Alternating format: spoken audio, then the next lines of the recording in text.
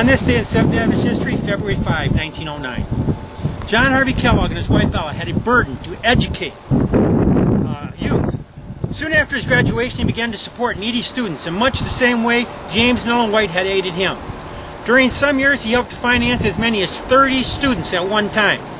When his own finances proved insufficient, he even borrowed money.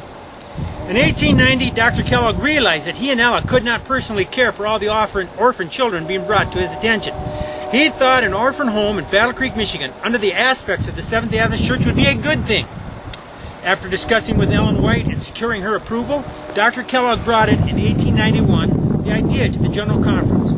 Dr. Kellogg made a very earnest plea in behalf of the orphans.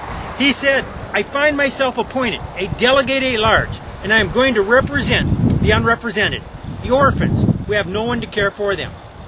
This orphanage would be a great place to prepare young people for a life of missionary work. In fact, why not build two buildings, one for the orphans and one for the elderly? The latter to be named James White Memorial Home." Dr. Kellogg knew how to read people.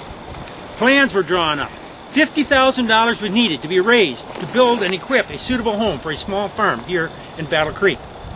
In the Home Missionary for January of 1892, a strong plea was made for means with which to provide a home for orphan children. In that journal were the names of those whose pledges for the home amounted to $17,716. Too small an amount, the promoter of the enterprise thought, for such a large undertaking. Hence a delay in the execution of the work was feared. Over 400 names of orphans had been submitted. John and Ellen already had 40 in their home. But he who owns the cattle on 1,000 hills so ordered events that a wealthy lady, not of our faith, Mrs. Caroline E. Haskell of Chicago, the widow of Frederick Haskell, on hearing of this contemplated work of charity, at once placed at the disposal of the building committee the sum of $30,000, with the simple stipulation that it be wholly used in the building an orphanage according to the plans previously outlined, and that it be conducted in a broad and liberal spirit, operated as a non-secretarial institution. So much for training missionaries, and that the institution be called the Haskell Memorial Home in memory of her deceased husband. The official dedication was January 25, 1894, and for the next decade and a half, it would receive its operational support from a semi-annual offering taken up in all the Adventist churches. At time, the building would shelter from 150 to 200 students at a time, and help place more than 500 into foster care homes. Relations between Dr. Kellogg and the Seventh Day Adventist Church began to deteriorate, and eventually in 1906, the semi-annual 36 offerings from the denominational ceased. Deprived of these funds, Kellogg was forced to restrict the number of orphans he could accept.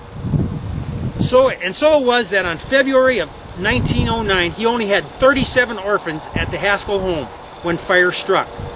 The news of the fire reads, "Little ones perished. An orphanage at Battle Creek, Michigan, destroyed by fire, and 3 of the young inmates lost their lives. 7 little girls jumped from the 3rd-story windows.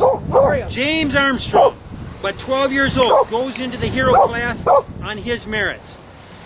Battle Creek, February 5, the Haskell Memorial Home, the property of the Seventh Day Adventist, an orphanage located near the western boundary of this city, was destroyed by fire today.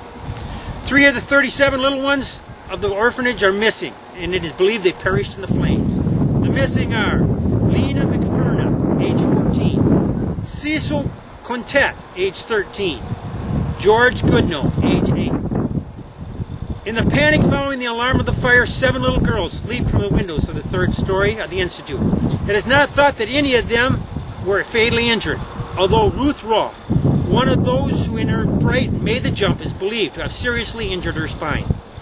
James Armstrong, 12 years of age, made a hero of himself by standing on a shed under one of the windows of the burning building, directing the panic-stricken children how to make their jump easy as possible and seeking to calm their fears.